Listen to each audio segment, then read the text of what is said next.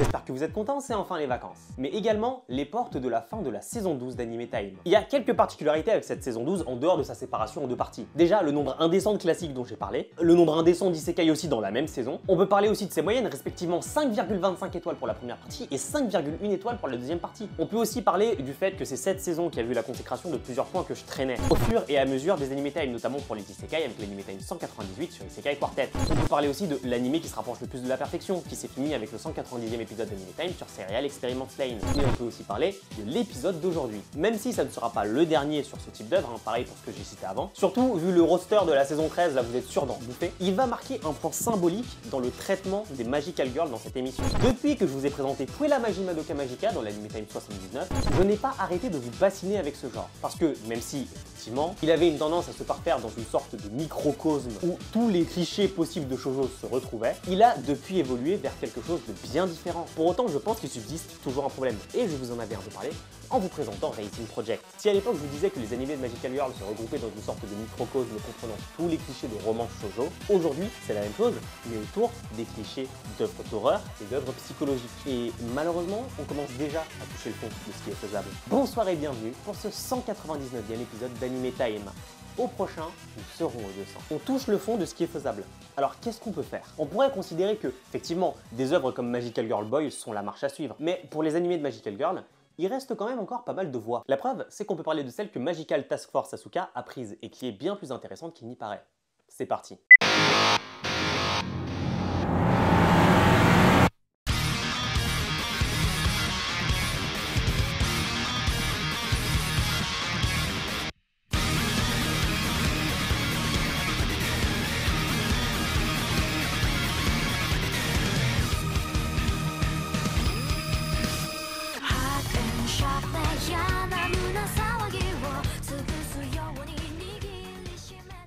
Mao Shoujo Tokushusen Asuka en japonais, Magical Girl Spec Ops Asuka en anglais et Magical Task Force Asuka en français, c'est à la base un manga de Makoto Fukami. Et là, question. Est-ce que vous avez déjà entendu parler de Makoto Fukami? Si vous avez répondu non, effectivement, ça se voit que vous ne suivez pas mes Anime Time, parce que non seulement j'ai déjà parlé de lui plein de fois, mais en plus, j'ai dit dans la saison 10 que j'avais parlé de cet animé aujourd'hui. Makoto Fukami, j'en ai parlé parce qu'il a écrit le script des épisodes de Gyakogurashi, Anime Time 66 et 174. D'ailleurs, il a aussi participé à la réalisation de petites œuvres comme Berserk, Psycho Pass, Yuru Yuri, ou encore Black Rock Shooter Downfall, Anime Time 185. Et j'ai bien précisé ce que je vous ai précisé juste avant dedans. Donc ici, c'est pas un scénariste, c'est son œuvre, et ça change tout, puisque cette fois, on va pouvoir voir s'il est suffisamment doué pour scénariser et imaginer une œuvre complète. Le manga est prépublié dans le Monthly Big Gang Gang, et c'est réalisé en 14 volumes en japonais par Square Enix, en anglais par Seven Seas Entertainment, et en français par Pika Édition entre 2005 et 2021. En parallèle, en 2019, est sorti un animé produit par le studio Liden Films. Pour rappel, Liden Films, c'est Black Rock Shooter Downfall, Anime Time 185, Arslan Senki, Anime Time 155, Berserk, Tokyo Revenger, Build Divide, et également Call of the Night, Anime Time 194. L'anime est licencié par Funimation et par Crunchyroll. Dans Magical Task Force Asuka, il existe des créatures assez particulières venant d'un monde parallèle, d'Isas. Ces créatures sont présentes dans notre monde pour une raison que je tairai. Mais il est évident que ces dernières vont forcément s'en prendre aux humains. Au début de cet animé, on retrouve une de ces créatures qui ravage une ville au Japon. D'ailleurs, je trouve ça sympathique puisque dans le manga, on ne sait pas du tout où ça se passe, alors que dans l'animé, comme j'y ai déjà été, je sais en regardant la scène que c'est à Shibuya. Ces créatures ont en notre monde un ennemi. Et vous vous doutez bien qu'il s'agit de Magical Girl, mais ce n'est pas que ça. Oui, le personnage principal de cette œuvre, Asuka Otori, de son nom de code Raptor, va combattre ce monstre. Mais si ce n'était que ça, vous avez bien vu sur cette scène le sourire d'Asuka, sa joie de vivre. Et ça, tout en défendant cette cause noble. Eh bien, pas sûr qu'en 2016, elle l'ait porté, ce sourire. Vous savez ce qui s'est passé en 2016? Pendant que vous étiez occupé à faire un peu n'importe quoi et moi que j'étais occupé à me barrer d'une île en plein milieu de la mer des Caraïbes, à Skip, il y en a qui combattaient le pire monstre de Dizas, This Beast. This Beast qui représenterait un danger pour toute l'humanité. Tellement que tous les pays du monde se sont alliés et ont apporté leurs éléments les plus importants dans ce conflit. Des soldats d'élite surentraînés, mais qui de base n'étaient qu'une aide pour les 9 Magical Girls présentes dans cette opération. Mais arrivé au bout de ce périple, il n'en restait que 5. Raptor, Warners, Just Cause Phoenix et Chantoul. Ce quintet sera connu 3 ans après sous le nom de Magical Five. Et c'est justement 3 ans plus tard que nous retrouvons Sayako Hata et Nozomi Makino, 2 amis d'enfance durant un cours de sport à leur lycée. Sayako a beaucoup de mal avec le sport, mais Nozomi, qui devrait être de base genre être sur le terrain, ne peut pas s'empêcher d'admirer le talent de la nouvelle élève qui est transférée, une certaine Asuka Otogi. Alors vous vous demandez sûrement comment ça se fait que personne ne l'a reconnue alors que c'est quand même une Magical Five, donc elle est connue. Eh bien la réponse est très simple, it's magic bitch, I ain't gonna explain shit. Non, plus sérieusement, je crois que c'est genre une histoire de truc un peu comme dans Magical Girl Rising Project, genre elle brouille la perception des autres d'elle-même. Le problème c'est que c'est un point qu'on intègre tellement facilement dans l'anime que j'ai oublié de quoi on parlait en fait. On disait quoi déjà? Ah oui, l'aspect horreur et psychologique, c'est vrai qu'on reste quand même dans un animé de Magical Girl. L'horreur et le traumatisme, c'est évidemment ce que vit Asuka. Elle a quand même vécu les horreurs de la guerre, vu ses camarades mourir devant ses yeux, et c'est même pas le pire, mais en vrai je passerai sur ces points-là. Dites-vous qu'Asuka est tellement atteinte qu'elle n'arrive pas à ne pas voir en une mascotte un monstre de disas. Mais avançons un peu plus tard dans l'anime. On va retrouver Nozomi et Sayako en pleine altercation avec une vieille merde. Le type a jeté son mégot sur Sayako. Et heureusement pour les deux qu'Asuka est intervenue. Mais je pense qu'elles n'ont pas capté qu'instinctivement, Asuka à la base allait le tuer. En attendant, ça a suffi pour que les deux viennent la remercier et qu'elle s'intéresse un peu à elle et qu'elle vienne même avec elle pour déjeuner. Asuka a vraiment l'air soulagée en fait en les voyant. Mais ça va être de courte durée puisque ce soir-là, en sortant du lycée, elle va tomber sur ce type. C'est un militaire et le chef de l'unité M des FJA. D'ailleurs, il a réussi à recruter une des autres Magical Five dans la section de recherche, Warners ou Kurumi Mugen. Et évidemment, il veut qu'Asuka revienne dans l'armée. Mais cette dernière refuse, considérant qu'elle a déjà suffisamment fait sa part durant ses années de collège. D'ailleurs, vous vous souvenez que je vous ai pas tout dit sur l'aspect horreur et psychologique? Eh bien, durant ses années de collège, en travaillant aussi pour l'armée, elle a reçu une visite surprise des monstres de disas chez elle, qui lui ont gentiment proposé de revoir ses parents en plusieurs morceaux. Morceaux évidemment présents dans une petite boîte. Oui, évidemment, l'histoire du chat dans Magical Girl Sight était déjà pas assez. C'est bien pour ça qu'elle ne veut plus faire partie de l'armée. Quand elle combat Disas, elle perd toujours des proches. Mais pour l'instant, dans son nouveau lycée, tout se passe mieux. Et Asuka va même avoir l'occasion d'essayer les clubs d'athlétisme et de littérature, mais aussi de se rapprocher de Sayako et de Nozomi. Donc finalement, tout va mieux. Et oui, j'attends aussi le moment fatidique, on va se rendre compte que finalement c'est pas le cas, même si on le savait déjà. Et ce moment-là, il arrive le week-end, quand Asuka croise Sayako dans la rue. Elle n'ose pas lui dire bonjour, elle se cache. Au même moment, un terroriste du nom de Kim Gong-soo est conduit vers le tribunal, mais son convoi est attaqué et le prisonnier est libéré. Et pour partir, le terroriste et ses complices ont décidé de semer la confusion en tirant sur tout ce qui bouge, dont des civils. Et ça, Asuka va très vite le remarquer. Mais le problème, c'est que Sayako ne pourra pas fuir. Elle se retrouvera à terre, devant le terroriste, prêt à lui ôter la vie. Ça tout du moins si Raptor n'était pas intervenu in extremis. Je ne vais pas commenter la raclée que va leur foutre Raptor. Je vais juste commenter ceci. Une caméra a capturé l'image de Raptor et la personne l'ayant visionnée a émis son étonnement quant au fait qu'elle n'ait pas pris sa retraite. C'est les méchants de cet animé, mais je ne vais pas vous parler d'eux. Juste très rapidement des suites de cet incident. Après cette intervention, monsieur le tuteur d'Asuka a débarqué chez elle avec un double des clés. Ça pour évidemment lui réitérer sa proposition de rejoindre l'armée, mais c'est toujours non. Pourtant, qu'on soit d'accord sur un point.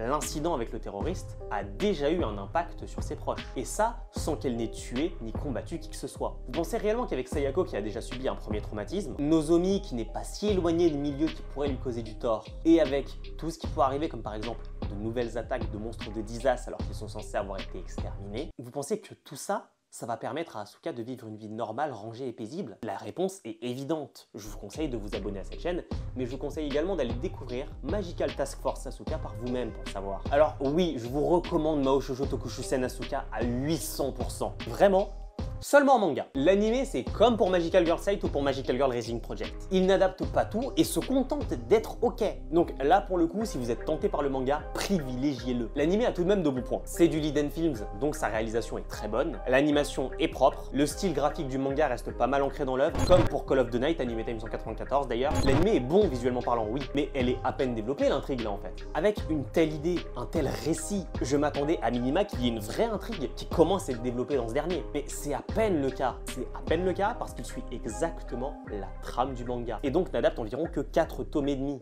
ce qui le rend malheureusement assez vide. On va aussi mentionner un point. Approchez-vous, prenez une chaise, mettez vos écouteurs. Les scènes de goût, puisqu'il y en a dans cet animé, parlons-en. Contrairement à d'habitude où je m'en plains, mais elles ne sont pas présentes partout comme dans certains animés où on n'attendrait pas ça. En plus, il faut quand même dire un truc, c'est absolument que des scènes lesbiennes. Ah bah oui, c'est un animé de Magical Girl. Elles sont forcément lesbiennes. Je vous ai bassiné avec ça toute cette saison, croyez pas que j'allais m'arrêter avant le dernier épisode. Je vais le redire une dernière fois comme une façon de conclure cet arc sur le lesbianisme. Bravo les lesbiennes. Bon, en conclure, on verra ça durant la première partie de la saison 13. Globalement, l'anime mérite ses 4 étoiles et demie. Mais encore une fois, je peux vous le conseiller si vous voulez voir un animé impérativement. Mais penchez-vous sur le manga derrière. Le manga va plus loin, le manga fait mieux. Et surtout, on sent dans son manga que Makoto Fukami savait ce qu'il faisait. Jusqu'à ce qu'on ait le reveal de la méchante qui n'est pas cramé du tout, mais alors absolument pas cramé du tout. Mais revenons-en au genre des Magical Girls. Puisqu'ici, si vous avez suivi mes Anime Time et que vous connaissez les 2 œuvres dont je vous ai parlé, c'est qu'on peut voir 2 courants assez clairs. Des œuvres qui suivent la ligne fixée par Madoka Magica, comme Magical Girl Site ou Magical Girl Racing Project. Et d'autres qui surenchérissent sur cette ligne en l'envoyant royalement se faire foutre. C'est ce que fait Task Force Asuka. Il prend certes racine au même endroit, mais c'est la seule œuvre où les Magical Girls sont militarisées. Pas parce qu'elles se battent dans l'ombre contre des méchants, mais parce que si c'était le cas, ce serait le plus réaliste. Quand tout à l'heure je vous parlais d'Asuka qui a retrouvé ses parents en plusieurs morceaux dans une boîte, ce n'est pas le statut initial de la Magical Girl qui pose problème, mais c'est ce qu'il advient après. Et non, évidemment, ce point ne one-shot pas uniquement que Magical Girl Site. Madoka Magica aussi c'est le point, enfin modulo l'intrigue. Mais ce n'est qu'un seul des points qui vient mettre à l'amende toutes les œuvres de Magical Girl du style de Madoka Magica. L'un d'entre eux étant le fait qu'on puisse bien construire une critique sociétale dans ce dernier. Ce n'est pas impossible pour les autres, sauf pour Madoka Magica. Mais ça, c'est encore un autre sujet. L'un des autres points, c'est aussi la cohérence de l'existence des Magical Girls par rapport à leur univers. Je m'explique. Dans Madoka Magica, il existe des sorcières. Et en opposition, des Magical Girls qui se battent dans l'ombre. Ok. Dans Magical Girl Site, rien. Le propos n'est pas là, mais vraiment pas là du tout. Racing Project, de même, il faut juste aider les gens et le sujet n'est pas là, mais alors vraiment pas là. Vous voyez le problème? L'idée pour ces 3 œuvres a été de greffer notre univers au Magical Girl et pas l'inverse. Si on greffe notre univers au Magical Girl, on s'en fout, c'est pas notre socle. On peut effectivement prendre un pan de société comme base et s'en servir, mais c'est pas l'idée. Alors qu'en se servant de notre univers comme socle, on y intègre des Magical Girls qui paraissent bien plus cohérentes, bien plus humaines, sans parler du dernier point qui fera ma conclusion, et c'est le trauma. La surabondance de trauma et de psychologie dans les animés de Magical Girl de Madoka Magica, c'est un point qui commence un peu à me taper sur le système. Parce qu'autant dans ce cas, intégrer carrément le trauma dans la construction même de votre univers, à ce niveau-là, n'en faites juste pas. Oui, je parle de mon animé de Magical Girl préféré en disant ça, un Magical Girl Site. Racing Project, c'est compliqué. Madoka Magica, je vais rien dire sur Madoka Magica en termes de trauma. Le problème aujourd'hui, en fait, c'est qu'on ne voit que ça. On ne voit que les Magical Girls sous le prisme de leur traumatisme. C'est intégré et inhérent à leur univers. On s'y attend limite et c'est l'un des points qui fait que Magical Girl Spec Ops Asuka fait mieux que les autres, tout en faisant mieux que Madoka Magica sur le point bien particulier qu'il a amené et qui n'était pas vraiment exploité. Madoka Magica a amené le concept et les flingues. Magical Girl Site et Magical Girl of the End, le trauma à outrance, mais de manière bien plus cohérente avec ce sur quoi il se base, notre univers. Vous allez me dire que je me répète, mais repensez une seconde aux œuvres que j'ai présentées dans cette émission. Ici, je pense principalement à Sugar Sugar, une Anime Time 51, Shugokara, Anime Time 52, Happiness, Anime Time 54, et Mao Senso, Anime Time 135. Mais vous pouvez aussi prendre en compte d'autres animés dont j'ai pas encore parlé, comme Tokyo Mew Mew ou Sailor Moon. Est-ce qu'il vous est déjà venu à l'esprit, pour ces œuvres, que sans leur aspect magique, la cohérence de l'univers sur lequel ils semblent s'appuyer, un univers moderne était peu cohérent, voire minime pour éviter les points les plus difficiles à expliquer? Je ne pense pas, hein, mais c'est pourtant bien le cas des œuvres qui ont suivi Madoka Magica à la lettre. Et il est là le problème aujourd'hui avec le genre des Magical Girls. Madoka Magica a lâché du lest en termes de réalisme, puisque le récit ne devait absolument pas s'illustrer sur ce pan. Et sa réalisation d'ailleurs le montre bien. Vous avez l'impression de voir un truc logique dans certaines des scènes de Madoka Magica? Mais non, parce que ça n'a pas à l'être. Même la structure de l'univers n'a pas tant de sens, mais c'est pas le cas pour Magical Girl Site ou pour Magical Girl Racing Project. Ce n'est pas leur propos, enfin tout du moins pour Racing Project, ce n'est pas le propos de son animé. C'est le point crucial qui me fait dire ce que je vais dire aujourd'hui. Le fait que Madoka Magica soit aujourd'hui la référence et l'exemple à suivre dans le style des Magical Girls n'est pas une bonne chose. Madoka Magica pour moi ça aurait dû être une extension du genre, pas son renouveau. Ce qui aurait permis non seulement pour nous de conserver nos Magical Girls d'antan, mais surtout de pouvoir minimiser les défauts connus aux deux par une sorte de péréquation entre les deux. Que l'autre pan fasse ressortir les défauts de l'un et inversement pour les corriger. Mais pour autant, contrairement à mon idée reçue avant de commencer Magical Task Force Asuka, le genre des Magical Girls post-Madoka a encore beaucoup d'espoir. Et ironiquement, ce sont des œuvres comme Magical Girl of the End ou Magical Girl Shit qui le démontrent. J'ai hâte de voir où peut encore aller ce genre. Pour moi, il est trop tôt pour qu'il soit relégué au second plan de l'animation japonaise. Mais en attendant d'avoir le Sailor Moon qui effacera Madoka Magica, je vous le dis, depuis 2012, la seule œuvre qui pour moi s'approche de prouver la magie Madoka Magica en poussant tout aussi bien son concept, c'est Magical Task Force Asuka. Et ça, même avec les défauts qu'on peut lui reconnaître. J'espère que ce 190e épisode d'Anime Time, avant-dernier épisode d'Anime Time de la deuxième partie de la saison 12 et avant-dernier épisode d'Anime Time de la saison 12, vous aura plu. On se retrouve très bientôt pour le dernier épisode de cette saison. Ciao!